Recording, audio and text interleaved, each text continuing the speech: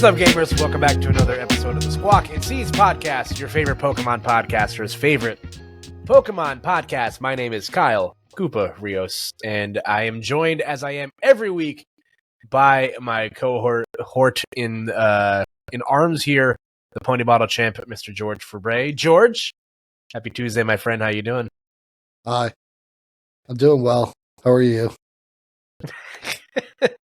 I'm doing all right. It was a fine day today. I had my off day from work today, so the work week feels a lot less crappy when you don't have to go to work Monday and Tuesday. So, dude, yeah, my every day sucks, so I don't even want to complain anymore. But I will say, I like your shirt.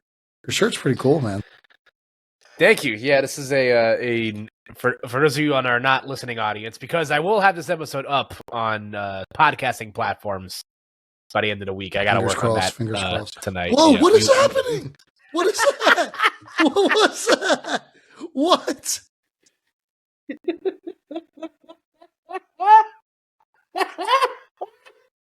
How do I trigger these things? Bro, did you see that? You saw that? That's crazy. There was balloons. Can I do it again? Is that what triggers it? I don't know. That's what I was doing. Fingers crossed. And then... That's so weird. Celebration. I don't know how that happened. I don't know either. Anyway, so we will be up on podcasting sites by the end of this. But yeah, for those of you not watching on YouTube, I'm wearing an Emperor's New Groove t-shirt. That is one of my favorite movies of all time. So very hip, very cool, very chic. Yeah, swaggin'. Big fan. Swaggin'. It's one of my favorite Disney movies. It's up there. It's very doesn't get talked about with the respect that I think it deserves, but I love it. So yeah, it's like borderline funny. Like it's got some funny one-liners. I don't remember any of them. I was like a real child when it came out. So, but you want to know what I'm excited about? I didn't play a lot of Pokemon last week, but I got these. Oh yeah, for those of you who are not watching on YouTube. Oh yeah, sorry. Unstable Unicorn expansion packs. I got all 6. I am so pumped for this. So you know what this means? That means we have to keep playing this game. We can't let it be Neopets and then have it just fall by the wayside.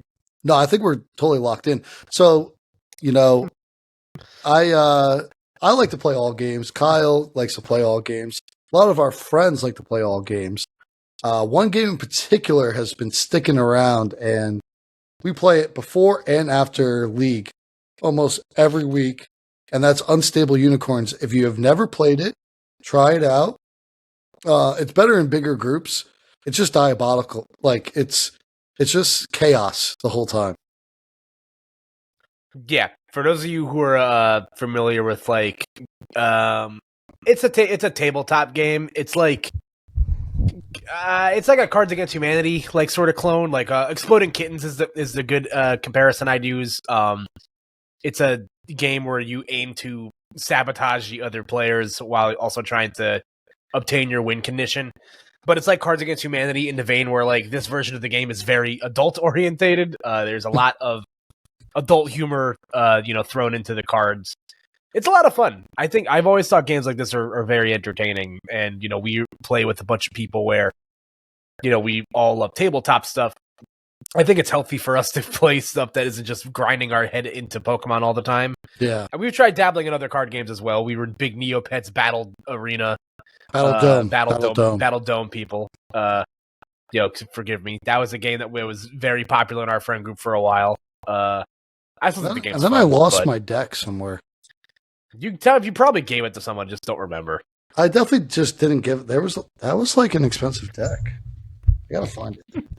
Anyhow, how was your game this weekend? Did you play that often? I didn't play at all. I did. I played on Friday. At our Friday league in Highlander Games on Boonton. We had a pretty decent turnout. I was kind of concerned of how many of the regulars would show up because it was the same weekend as Louisville Regionals, which we'll talk about later. So, those weekends are always kind of waning because we don't know if the regulars are going to be there or not. But to be quite honest, a lot of the regulars that go to Highlander aren't like sweats to the level that we are, where they're trying to go to everything every weekend. We have our there's a group of people that go to regionals, obviously, but I think a lot of people just didn't get into Louisville. So we had a pretty decent turnout.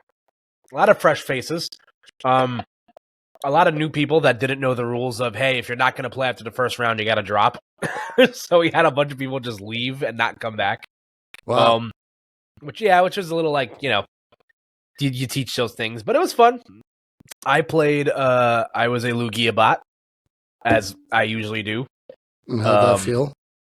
It was not bad. The games where I won. The games where I couldn't set up a Lugia, I lost. It's just kind of how the deck goes. So, Sounds about right. Yeah, it's the Lugia experience. It's a deck that is unfortunately, going to continue to be good until it's not, and I think it's a deck I have to always consider. I'm trying to play some other stuff though. I finally got around to getting the rest of the cards I need to make like an actual Terapagos deck, which was the third Terapagos that I was looking for. So I was able to grab one of those, so now I can kind of start experimenting a little bit more deeper with the newer cards. Not that it's going to matter much anyway. We're going to get a new set in like 2 weeks. So I think it's mostly just me just trying to expand my domain and, not get pigeonholed into the same deck. Like as good as a deck as Lugia is, I do want to kind of learn the intricacies of other matchups. On our Wednesday league, I played a abomination of a pile, which was I played Palkia Terapagos, but with Iron Leaves. So I played it with water and grass energies, and not the double turbo energies. Yeah, screw that deck. It was certainly a time. I think the deck had good staying power to start your games, but then you kind of fumble in like the middle game. There was a couple of games where like I would start really strong, and then I wouldn't have like my board state would be like okay, so my second turns would be a little middling. Which was kind of annoying.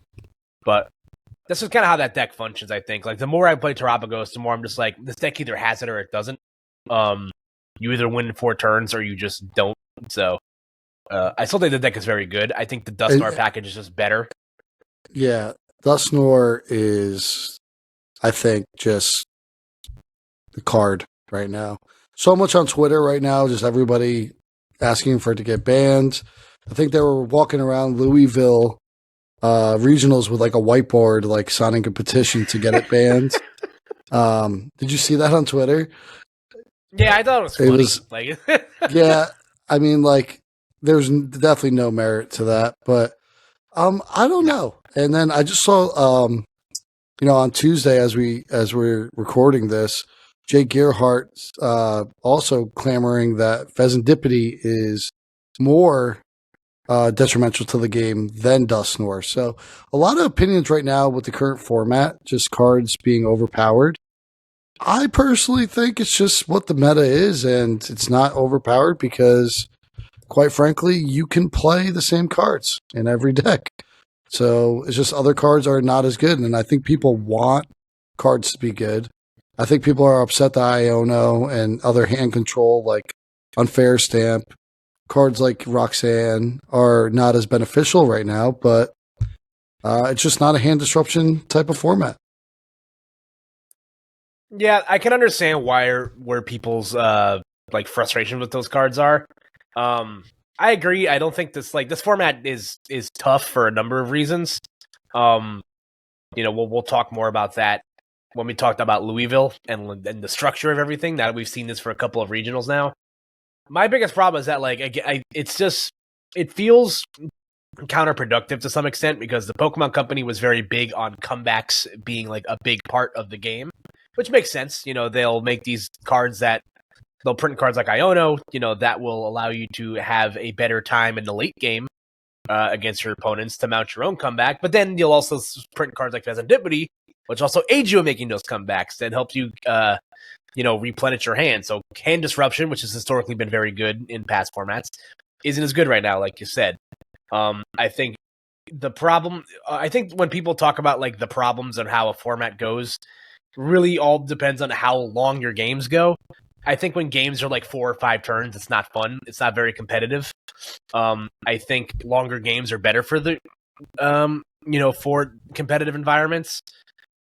So I can understand where people's gripes are coming from. You can always make the argument like, yes, you have access to these cards too. Which is true. A lot of decks are all playing the same cards because you kind of have to, and they're so broken you can't. But it leads to a very stale like metagaming experience at some point. So I think all this will come around eventually. I think they'll print something, in these next coming sets that we get that will, maybe kind of right the ship a little bit in the favor of hand disruption and late game disruption. Maybe make it so that Dusknoir isn't as potent as a attacking option. But I get it. I get it. I understand. It's not necessarily. It's just the best format I've played in. No, but is it by any means is it the worst? It's hard for me to judge because I've only been playing for so long. So yeah, I don't know. It's tough. You know what card I've been thinking about lately? What? Supporter, Miriam. Okay. Wouldn't Miriam be really good with Dusknoir? I guess you could also just like that. Like Miriam was a very it was a hired help for the time it came out in because at the time of playing in that format, Ordinary Rod had rotated and Super Rod hadn't come back into Standard yet. That was in the set coming out like later in the year. So like that brief period of time where you had no way to recycle your Pokemon back into your deck, you played something like Miriam, which I guess acted as pseudo card draw as well.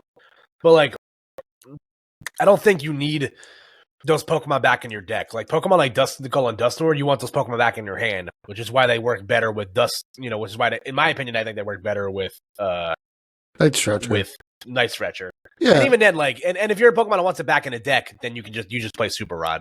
Like, that's your one, like, those cards are just better because they're item cards. You're not limited to one of those per game. Like, playing Miriam for your supporter in a stage where you need to get those Pokemon out just feels kind of bad.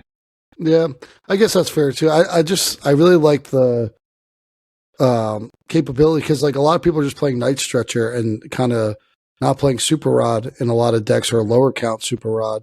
Another option to recycle back, and then also draw 3. I don't know. I wouldn't be shocked if it comes back around because people aren't playing the disruptive hand. Like, I don't know. I could see a world where Miriam kind of replaces an Iona in a deck because you just get back Pokemon and then you draw 3. Could be okay. I don't know. As rough as hand disruption is right now, hand disruption does feel like a lie sometimes. Ionaing your opponent to 1 is still like one of your best outs. I think I don't think that card's ever going to be bad. No, I'm not saying bad. But I'm just saying maybe since hand disruption isn't as good as it used to be, we can look at other supporters that have other utilities, and that having two kind of actions where you put cards back and draw 3 may be better late game. So something to think about. Yeah, but we'll see what happens. I mean, that card looks pretty at the very least. So it does. Yeah. Good looking card. Back when I was a chase card, but now that card's dropped significantly in price, so it's like $25 right now, which is like not bad. But yeah, so you played no Pokemon this week, George. How did you spend your last week as a real person? Well, Friday and Saturday I had to do some things for work. There was a local Oktoberfest, and what I do for a living, we had to set up ways for people to take credit card payments in the parking lot, and it was a disaster, but we figured it out. And it was fine. I was just so exhausted Saturday. I ended up going out for a little bit, and then just passing out, man. And Sunday I ordered DoorDash twice and watched football. So that was my weekend. How about you, man? Yeah, pretty much the same. I had a Saturday off this weekend, so I did not have to do anything. So I spent my Saturday at my parents' house, just doing what a man in his 30s does. I did laundry at my parents. I hung out with them for a bit. I did take the dub in fantasy football this weekend, nice. So we're back on the winning streak. Shout outs to Chris Godwin for carrying my team to the promised land this week. So we he goes by Rod now. Did you know that? I did not know that. Rod is actually his first name. Okay, that's interesting. I didn't know that. I learned something today. Yeah, I saw something on the internet that he took one of the best nicknames from us because he could have been the Rod God.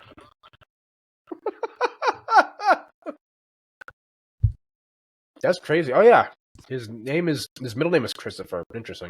Yeah, good old Rod God, hopping off. Yeah, listen, he's been crushing it for me. I've drafted him twice in the last 2 seasons, and he's crushed it. So I've gotten a steal from Tampa Bay wide receivers last 2 seasons. I had to trade him away this year, unfortunately, because my running back stunk. So I do miss him.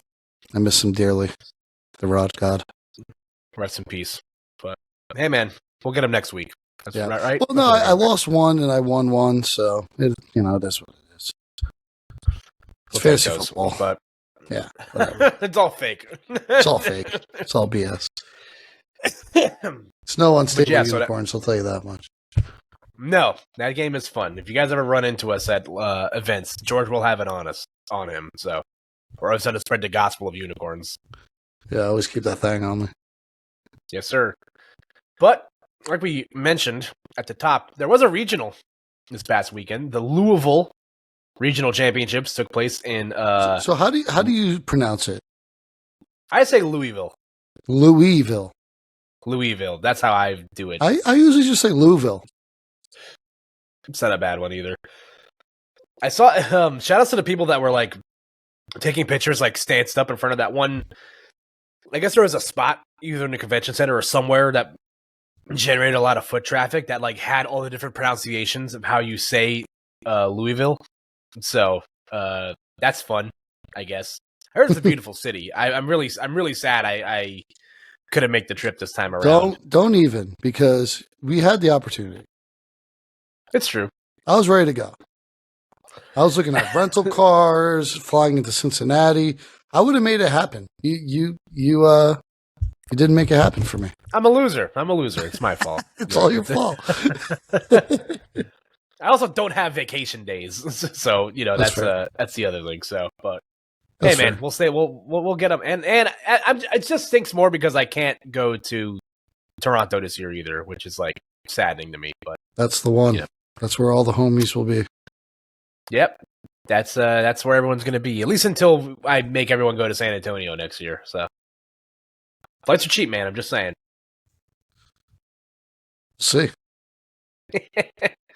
By the way, by the time this goes up, the registration will have opened already for Toronto. So good luck to everyone in your efforts to survive the purge, which, in my opinion, even like is not going to be bad. Like I don't. That was not as bad last year. Me registering, I was able to register that night after I got home, and everything worked out great.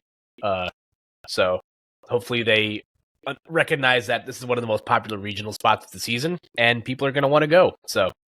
Yeah, I'll be right on at 7 o'clock. Make sure I get in.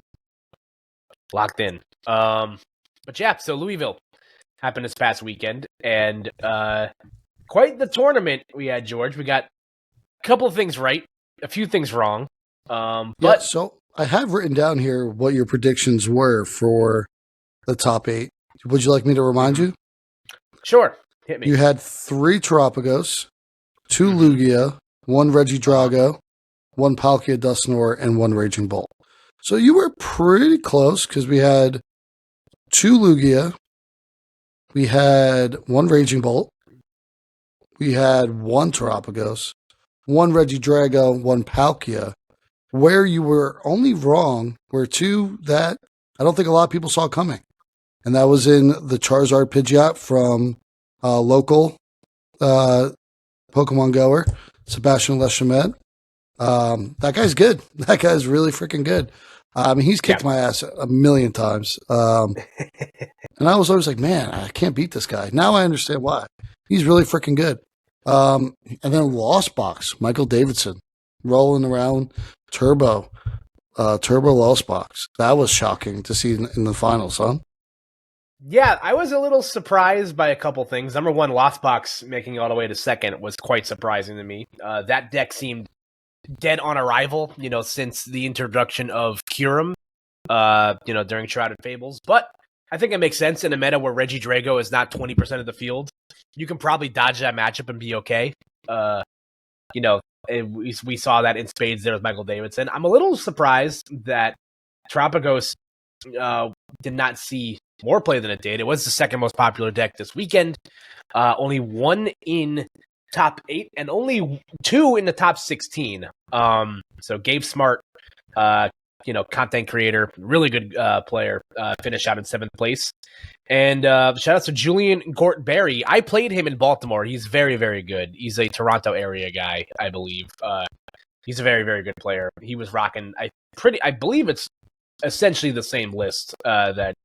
It's a different list than what was played with other Tropico stuff. But it's still playing like the bread and butters. Your 4 Hoot Hoots and Knocked Owls, 3 Turtles, a thin line of Dustnor, and a couple of the other like cards to kind of help stabilize things a bit.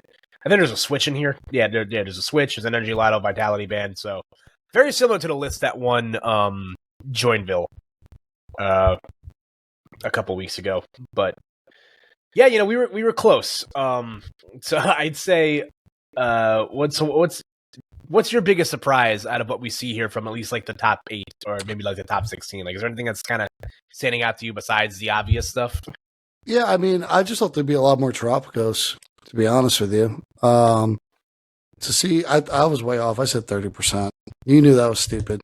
But yeah, you're an insane person. There's no world that would have happened. Well, would it end up being like 13? It was like 13% of the meta, yeah. Sure, yeah. And then I think Raging Bolt was the other highest, right? That was the first place list. I think it was on like 17%, I think.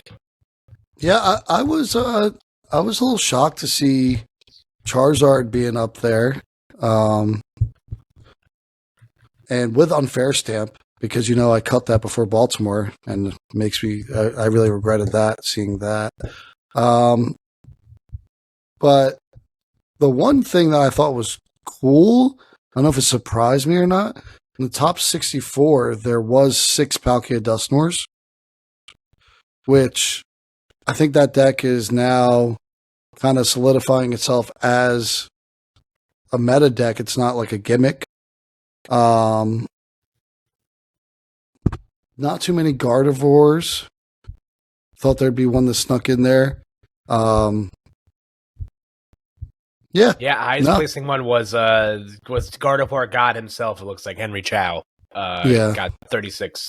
And then Piper played the one with Bennett, which I think is the worst version personally. But yeah, the Lost Box is the biggest surprise by far. Everything else kind of checked out. Yeah, there was definitely some Lost Box making it as far as I think is the most surprising thing for me. But again, I think in a vacuum it makes sense. That deck just gets obliterated by Reggie Drago. That matchup is horrible for Lost Box because you don't even need to cure him in your discard to attack with it in that matchup. You can just have it on. You can use it as an actual attacker. So it's tough. But again, if you're expecting, Reggie Drago to be like less than like 10% of the meta or something like that, then you should be all right. And Reggie Drago has kind of fallen off these last couple of tournaments.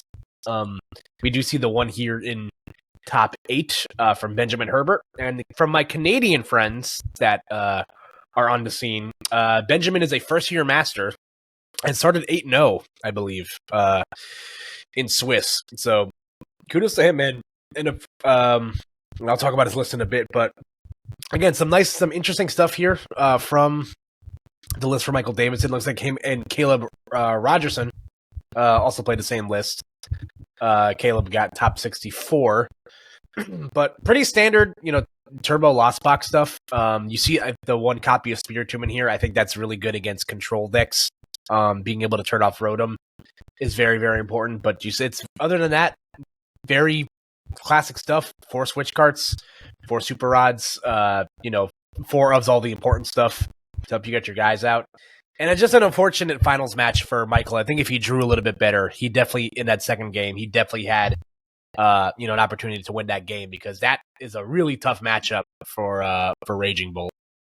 Yeah, I think the other thing that we learned this weekend is Blood Moon Ursaluna has entered the chat. It is the closer. It is the Mariano Rivera of Pokemon right now. I mean, how many knockouts did you see Blood Moon at the end of the game? On stream, a lot. You know? I think that card is like a little bit more. It's much more flexible now than it was. It was very pigeonholed into two very specific archetypes in the past. Like, it's a good attacker in Lugia because it uses colorless energy. It saw play in Lost Box for the same reasons. The more prizes you're down, the less energy you have to commit to this thing. And now that you're able to manipulate your opponent's prize race with things like Dusknoir, this thing just becomes a much larger threat. I think the decks are able to use that and Radiant Charizard to find themselves in pretty good spots, but they both again fill the same role. But Blood Moon Ursa Luna is very, very good. Because it's played in Lost Box, played in Palkia, it's played in Lugia, and Terapagos too, right? Yeah, it's seeing much more play now than what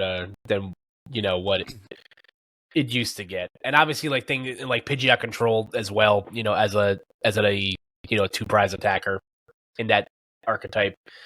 So very strong performance. We saw some games where you're able to manipulate your opponent's prize racing and then to set up the no energy attack for Blood Moon Ursa Luna. Very, very effective. Obviously, it has the same downsides as any sort of like big beat stick Pokemon. It's you start it, you're kind of cooked, especially now within these like Palkia Dusknoir lists that are also playing the 101 Greninja EX. Being able to hit for super effective damage on colorless Pokemon is very good right now. And just to kind of talk about that deck a little bit, because there was a lot of Palkia Dusknoir this past weekend. I think that deck, I think people understand how good of an archetype that deck is now. I think the problems you run into is that your deck kind of just runs out of gas sometimes. If you don't chain these energies together proper. There was a stream match I watched between Xander Pero and Ian Robb on day one where Ian was like really in control of the game, and then he just kind of ran out of gas, and allowed Xander to get back into the thick of things. But we've gotten this long without mentioning that Raging Bolt won the tournament. So congratulations to Caleb Gettimer, one of the best players in North America, coming out on top here with Raging Bolts. Isn't it just so strange, though? Do you watch Azul, GG? I do. I'm familiar. And he was saying all up into the tournament, Raging Bolt is mid, it's just an okay deck. And then his teammate wins it with Raging Bolt. I don't understand. Like, are they messing with us? They got to be messing with us, right? They know what they're doing. They'll just never admit it. Well, I don't think Azul's going to back down from his stance on that, because which is, it is what it is. You're allowed to like what you like, and I listened to a bunch of, the Uncommon Energy podcast, and Azul's gone into detail multiple times about like how him and his testing group, decide what they're going to end up playing. And every now and then, like his group will someone from his group will kind of like sway from the pack to play something else. It sounds like Caleb and Grant Manley, again, they're in the same testing group. They played the same list. And I can understand where Raging Bolt has its problems. Again, it's a big beat stick deck. You're going to run into some issues where your game plan is just very linear. Like, everybody kind of knows what you're looking for, so it makes it kind of easy to gameplay against. You only very rarely are forced with the instances where you have to zag. And you find it. But there are some interesting things in Caleb's list. The Luminion, I think, is good technology. It does help you find those Sadas at the end of your game where you need to find it. Slitherwing made his appearance here. Card you were talking about. Told you. Yep, I can't say you're wrong, man. It's a good card. It's a very good card. But I actually texted you during the match, and I was like, he has it with Slitherwing here. He didn't see it. He would have had it. I think he might have still whiffed the attach for turn, but it was there. It was available. It was almost coming to fruition. Yeah, almost there. I also like the Iron Bundle. That's kind of been like a fringe card you see in these Raging Bolt lists. Just to kind of have that push. Again, you don't play a lot of Gus in this deck. You only play the one Boss's Orders and the one Prime Catcher. So I think having that push card to get something out of the active is very, very effective, especially against a lot of decks that play these. In the mirror, it's good because you force your opponent to force them a bench sitter if they have it. No Briar, a very straightforward list here from Caleb, and it paid off in spades. Again, I think that matchup could have been a little bit differently in that last game if in that finals match if Michael drew a little bit better. There's also a gameplay error that kind of set kind of put the kibosh on things, so kind of let the air out of the win a little bit, but still, Raging Bull finally got a Simon the Sun. I think you missed the biggest tech in the deck. Tech deck. Through Bravery Charm. That's true, yeah. I did. That won him mostly every game because the 290 is awkward. Yeah, that's such a weird deck. That's such a weird card in these decks, and also shout outs to a 10th place finisher Xander Pero. Xander went the full 4 Bravery Charm in his Bolt deck. I think that card is good in this deck if you're able to draw into it. I think when you talk to a lot of people that play Raging Bolt, the problem you have with that card is that you can't find it off a Pokestop.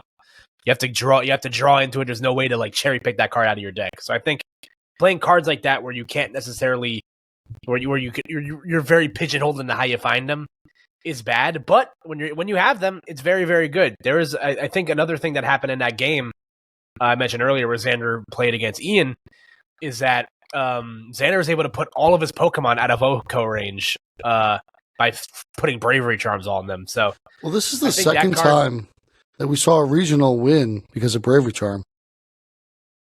Yeah, that's because true. Because also Henry Chow, Bravery Charm, and Gardevoir when people weren't expecting it. So, is it safe to say Bravery Charm, broken card? It's pretty good in these big basic decks. We should ban it. We should ban it. It should be banned. Bravery Charm, banned. Broken. Everybody keeps winning with it. We should ban it. There, I said it. There you go. He said it. You heard it here first, folks. Just to kind of quickly go over the rest of these decks here. Again, shout out to Sebastian. Again, Sebastian is if you're anyone in the tri-state area, the New York, New Jersey area, you probably played against Sebastian. He finished second at Worlds as a senior or a junior, I believe. I think it was a senior. He was a senior when he finished at Worlds 2022. So he's a very good player. I think it was just a matter of time before he got those Masters results. Kind of had a bit of a slow start to his season last year, but 5th at NAIC this past year and 4th, a top 4 finish this year in a very impressive stream match he played against was swagging Benjamin. Bro, like there was some board state. There was like an instance where I looked at Sebastian's board state. I'm just like, this stinks. This board is awful. Like, how do you win here? And then he was able to clutch it out. So Thornton. Sebastian again, Thornton's pretty good. Broken card, ban it. Just ban it too. Good card, but yeah, shout out to Sebastian. 2 Lugias in top 8. Kieran Farrer ran it back with the his same 60 from Baltimore to a 6th place finish. I didn't catch much of his tournament recap, but it sounds like some Lugia hands might have happened at some point. And I think he had to end up playing Michael Davidson also, so kind of a tough. And I'm very curious as to how that match played out because Lost Box versus Lugia is like kind of a toughie. Because you're able. You kind of just outlast their big guys unless they like hit the nuts with an iron hands or something. But right. Then Yurko Valencia from Chile coming in at 8th place. Yurko won, I believe it was. I forget what. He also had an interesting list, Kyle. Yeah, he did. Yurko won the Joinville Regionals. By the way, he got second was. Let me pull this up. Second was Giovanni Sasso. He won the special event, I believe, in Brazil. He won the whatever the special event was. I'm forgetting where that was. Sure. Yeah, Lima. It was in Lima. There you go. Yeah, that's the one. But 1 Vitality Band and 1 copy of Arvin. You don't see that every day in Lugia, right? No, I think this is just I like the technology. It helps you against Terapagos. That matchup is a little shaky for you. Being able that 10 damage difference makes a huge world of difference in between knocking out a Terapagos and not. So also knocks out in the mirror Iron Hands. Yeah. It's good too. So it's multifaceted. It's I get it. I like it. Is it something for every tournament though? I think it's text for this tournament in particular. I think if Terapagos continues to be popular, you're gonna have to do something here with that. It's very akin to like the Azul to the Rahul line of things as well. You're playing the 1/1 line of rats. You play the one Raikou V. Wellspring Mask Ogrepon made an appearance in his deck as well. A fringe card in Lugia. I like that card. I like that card. I'm telling you. I actually like that card a lot more now than I did in past formats. I think being able to keep stuff stuck in the active is good right now. Sob is broken, and being able to hit the bench in those matchups where you can, it's very effective as well. So I think that card definitely has a purpose. I still don't love Weird Ear. I think that card is cope.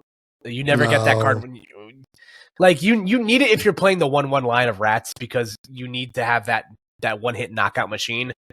But I just don't like what you have to commit to get to it. But I think if you get 5 energy with 2 double turbo, you're doing 260, right? Is that the right math? No, it's 240. It's 240. You're right. 240. So, I mean, you don't need to use the effect every time. It's just a good attacker in the deck in general, being colorless. Any colorless attacker is just pretty good in my problem with it is that it's a 3 energy attacker, not a 2 energy attacker. Like, it just feels like, I don't know. I feel like you never get this card in the time where you need to actually get it. That's just my gripe with it. That's why I'd rather just play a 2/2 line of rats, personally. But we'll see, man. I think people are starting to catch on that Rahul's, Raikou technology in Lugia is very good. Now, granted, there is no basic lightning energy or Earthen Vessel in this deck either. There is a split between 2 Great Ball and 2 Nest Ball in here, so there's plenty of surge options in Yurko's deck, which I think is worth exploring in Lugia at the very least. I like it. I think it's fine. I think the Arvin is worth the squeeze here if you don't prize the Vitality Band. But I like it. I think it's a good call. I think Lugia will continue to be good until it's not. It's just kind of how it goes. So until it rotates, quite frankly. No, I agree. I don't see anything coming out in the next set that makes it any less of a bad choice, truthfully, either. Maybe Magneton. Yeah, anything else? If Miraidon becomes better, yeah, sure. I think when Miraidon's good, Lugia becomes bad. But Pikachu, kind of cool. Sure, man. Whatever. I know you hate the lightning types.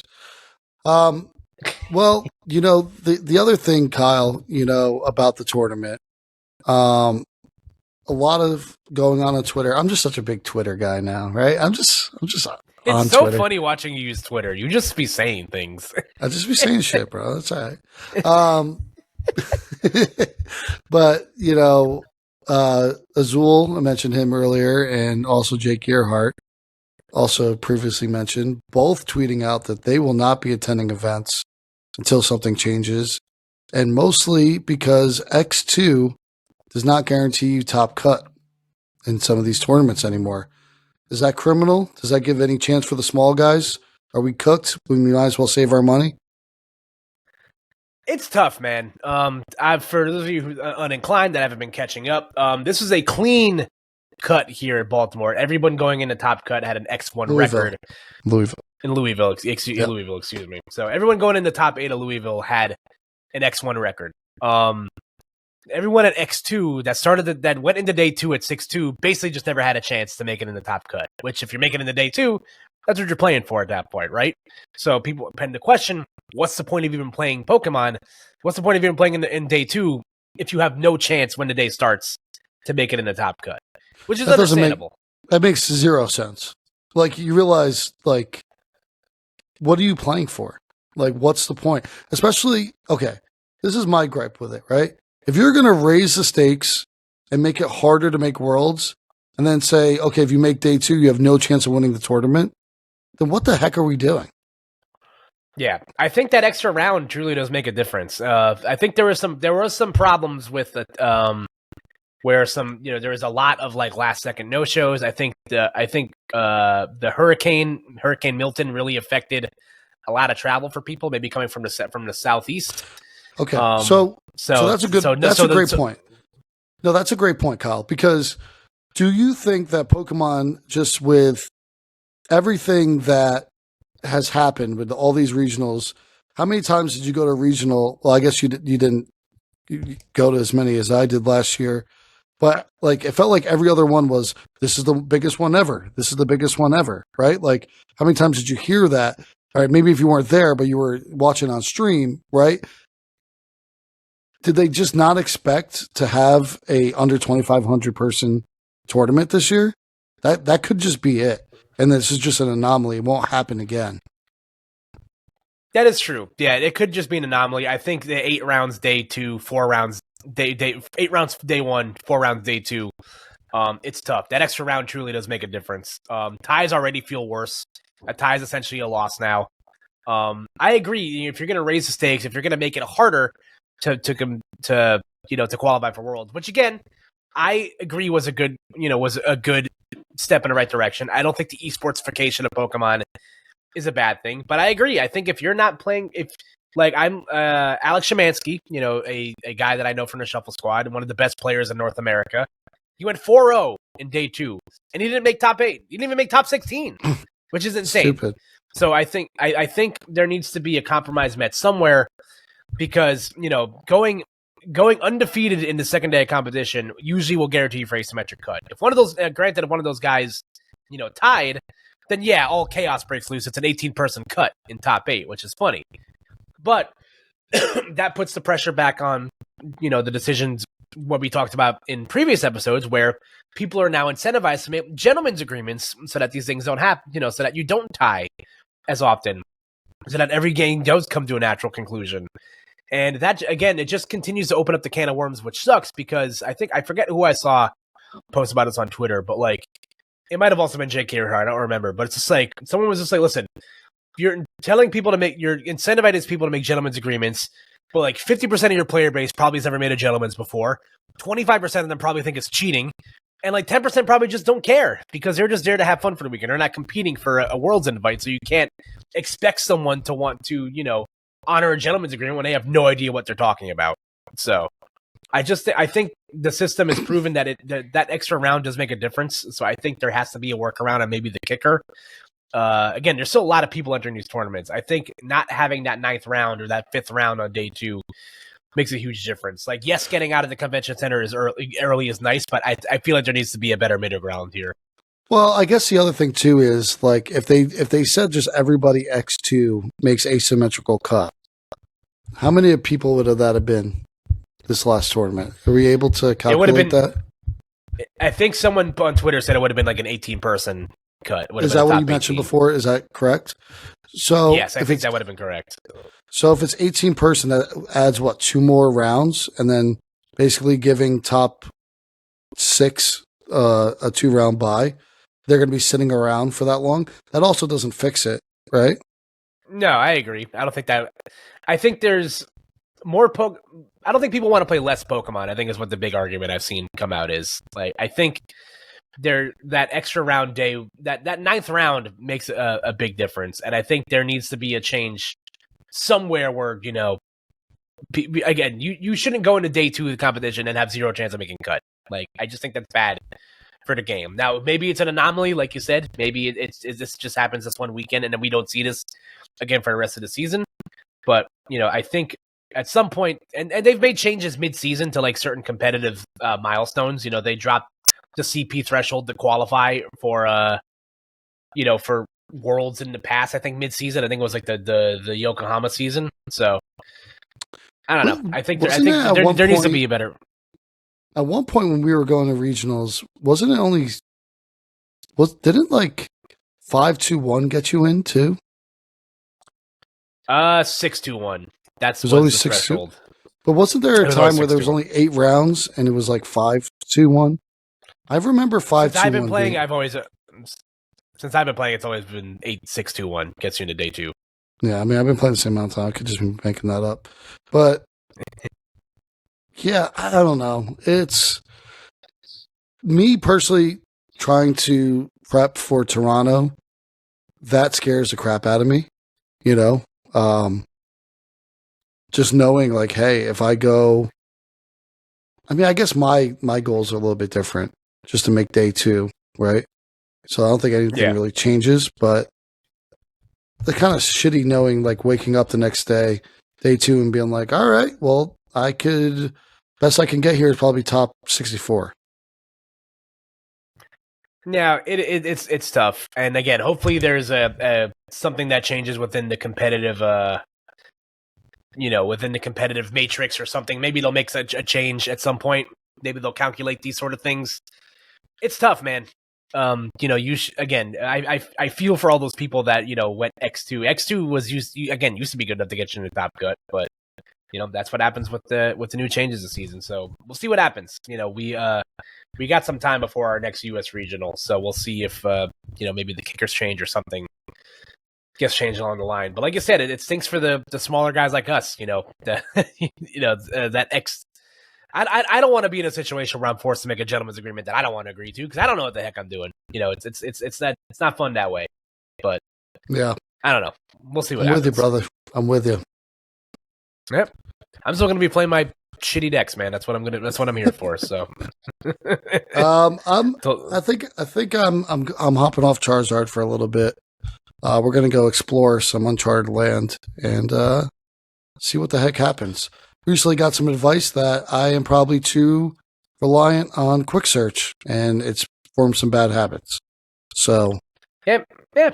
Listen, that's why we play locally, man. I think I fall into this habit sometimes too, where like I want to play different stuff, but I don't like losing. It's just a competitive person in me. Like I don't like to lose. But I think it's one of those things where I got to like look myself in the mirror and be like, it's all just a learning experience anyway. I shouldn't be afraid to try new things because I don't want to succeed with it. So I just think that's why I'm trying to force myself to play different decks, every couple of days throughout the week, just to kind of keep myself fresh. Because again, now granted, like, Lugia is in a good spot. Again, like we mentioned, that deck's going to be good until they pry it out of my dead hands. But, I do think it's important to kind of, mix up your play style, play some different archetypes that you might not have ever played before. So, I agree. So I'll see you with Charizard tomorrow, right? Yeah, for sure. All right, we want to jump into this week's Squawk and Skis. You got any other thoughts on Louisville, George? No, I think we beat the horse dead there. I mean, we really hammered it in, and yeah, it was good regional. It was entertaining. No one's going to really talk about it after that, though. No, I agree. Shout outs to the guy that I think it was Tyler Matthews. Shout outs to getting the to a limitless page for the Twilight Masquerade Zapdos card in his Lost Box deck. That card is funny. It just paralyzes, right? It's like Articuno. It is attack. Its first attack paralyzes. Its second attack does 190, and you discard all the energy. So it's like it's fun. Yeah, it like it's beats there. Up on the It's bench there hitters, like Articuno. It's like an electric Articuno, basically. Yeah, I'm curious what matchups that was good in, but that's card. I own like 3 of these cards, so I was like, don't tempt me with a good time, man. I love Lost Box. That deck's fun. All right, so Squawk and Seas this week. George came up with this idea. George, would you like to tell the people about what you picked for us in our spooky month themed Squawk and Seas? Yeah. So I love watching Halloween movies. I love watching seasonal movies, but I'm a big old scaredy cat, and I can't watch scary movies because I get nightmares, and I don't like them. So we are doing PG-13 or PG-13, less than sign, Halloween films. I guess I will kick it off with one of my favorites growing up. How about, Kyle, Casper the Friendly Ghost? Oh yeah, I'm squawking Casper. I love this movie. I actually own this movie on VHS. I love Casper. It's a favorite of mine around the holiday times. I remember watching the cartoon a lot growing up.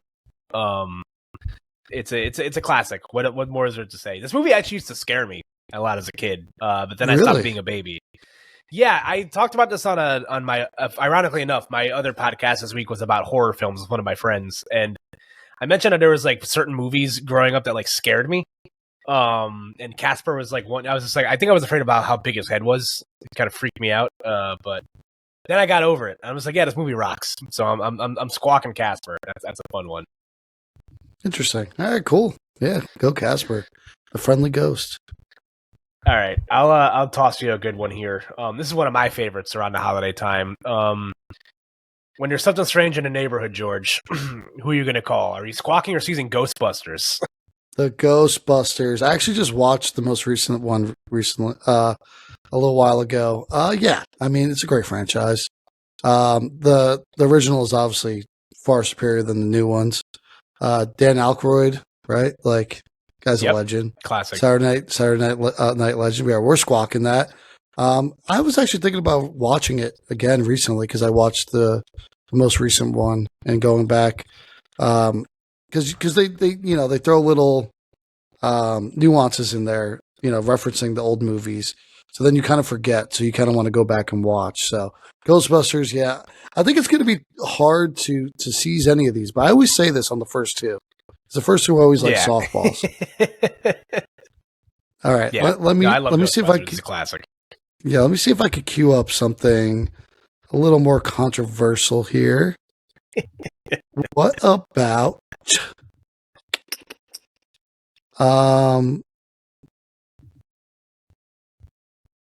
yeah, let's just go with it. Screw it. Hocus Pocus. This is a tough one. I like the original Hocus Pocus was like, not for like my demographic. I didn't like grow up with this movie like a lot of other people I know did. So I'm still gonna squawk it though. It's a good movie. It's a lot of fun. It's directed by the same guy that directed High School Musical. If you guys are into that. But this movie's a classic. It's on. I watch it every year on Halloween. I came around to it in my later years as like when I was in college. I was dating a girl that really liked this movie, so I really got into it. I have not seen the sequel yet, so I will get around to that maybe this Halloween. But I'm squawking Hocus Pocus. I like it. I always, when I was growing up, got that confused with Sabrina's Teenage Witch. I thought they were the same thing for the longest time. I make the same mistake with this movie sometimes, except with Halloween Town, like the Disney Channel original movie. Yeah, Disney Channel original movies go pretty hard, to be honest with you. That can be its own squawk and seize one day. So yeah, that's true. Could be. Keep that one in the chamber. Alrighty. This is a tough one. There's a lot of good ones of these. But I am going to throw it your way with one that might not be considered like it's tough. Maybe I'll save this one. All right. Well, this is one that I personally really enjoy. I don't know if you're gonna like it the same way as I do.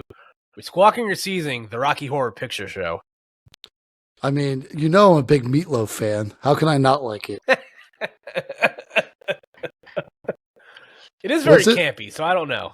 What's a little step to the left, a little step to the right. What's the song? To the time warp again. Let's do the time warp. Yeah, now we're squawking the Rocky Horror film. Oh man, I'm just afraid that this is going to be a squawk fest. Okay, I mean that's a good one. It's a good one. Rocky Horror film classic. What Can't go about? wrong. Okay, I'm going to give you a newer one. Hopefully you've seen it. If not, I have a backup. Okay. Hubie Halloween. I knew you were going to say that. You did? I had a feeling it was going to be this one. I was going to ask you about this one. It's tough because, again, I don't want it to be a squawk fest, but I'm going to squawk Hubie Halloween. I love Adam Sandler. Like, it's hard for me to not, like, you put Adam Sandler, like, listen, Adam Sandler and Kevin James are one of the worst movies I've ever had the pleasure of watching, which is Pixels. That movie stinks to high heaven. Yeah, it's pretty bad, that one. I enjoy it because it's Kevin James and Adam Sandler. They're if it was funny. If it was on right now, pops on TV, I'm just going to watch it and say whatever. Sure. Yeah, I'm with you. Yeah. Adam Sandler movies are hard not to watch. They're good movies, dare I say. Bulge, hot take. They're good movies. You know, Adam Sandler's filming Happy Gilmore 2 here in New Jersey, right? He was in spotted in Verona, New Jersey recently, and then today in at the Milburn Deli, chomping down a salad. I do remember. Am I on social media too much? I think you're becoming too much of a Twitter guy. We got to stop you while you're ahead. So, man. All righty. Let's try. I'm now just trying to purposely find ones that like you might not like that much. But it's hard because all these are really good. Like Halloween movies are hard not to enjoy because everyone likes them. Like if you're a person with a soul, you like these movies. All right. I'm gonna give you one that might not necessarily be like. It's not technically a Halloween movie by theme, but there is monsters and scary elements in it. We're squawking or seizing the first Scooby-Doo live-action movie. Oh, come on, man. You gotta squawk it. Everybody had I don't even want to say it this way, but a thought about Velma after that movie.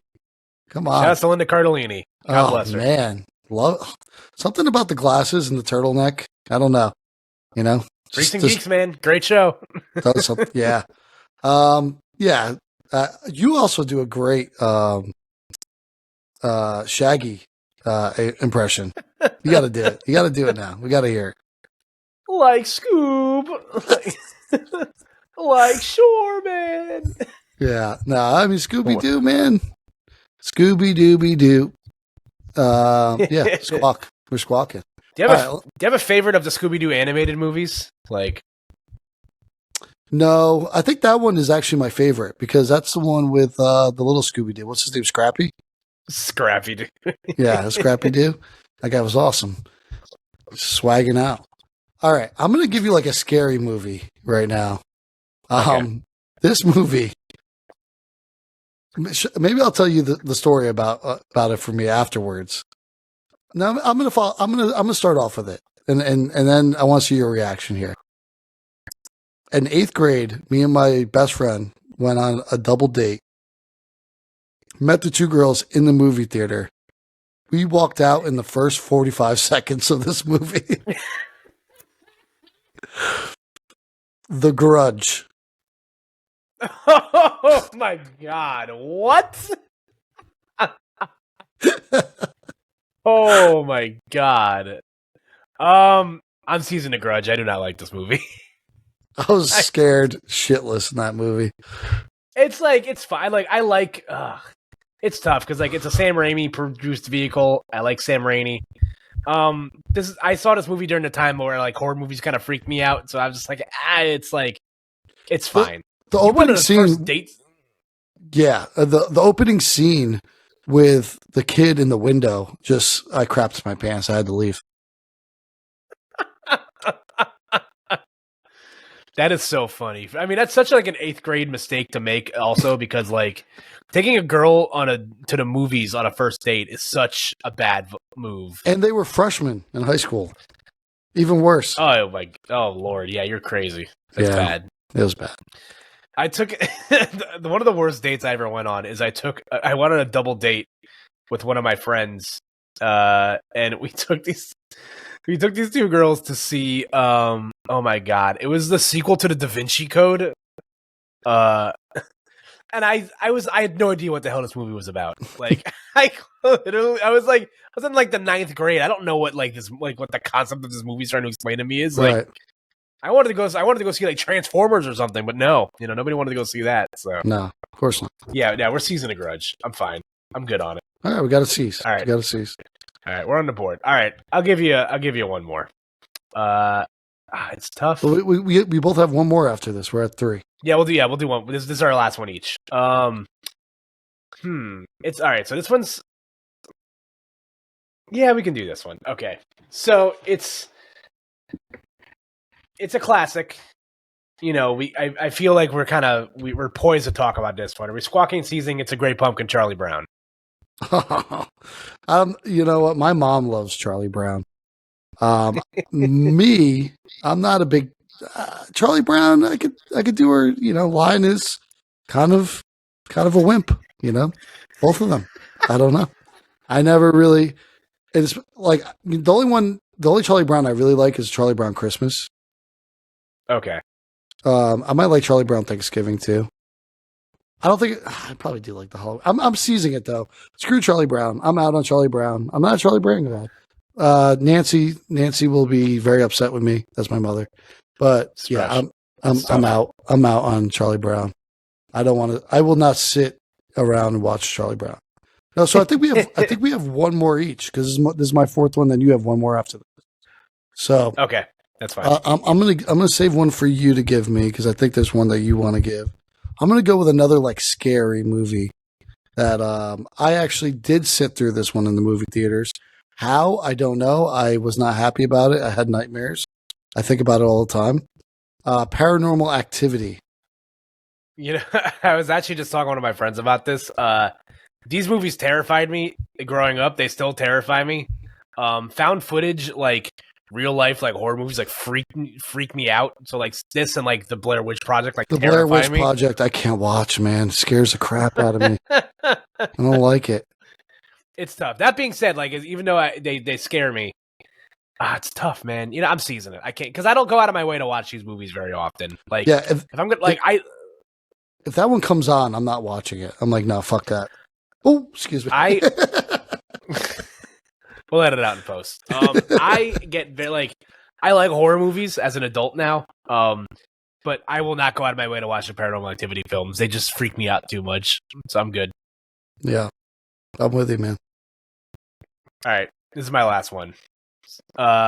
Again, I think we'd be hung at the gallows if we didn't mention it. Although it is a debate on whether this is which holiday this movie plays for. This plays for. The Nightmare Before Christmas.